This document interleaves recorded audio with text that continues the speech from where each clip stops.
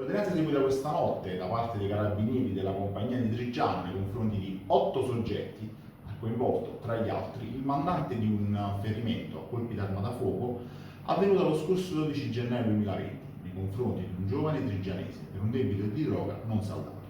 Inoltre, il proseguo dell'attività ha permesso di documentare almeno 150 cessioni di stupefacenti, oltre a 2 tentativi di estorsione in danno dei esercenti di Trigiano.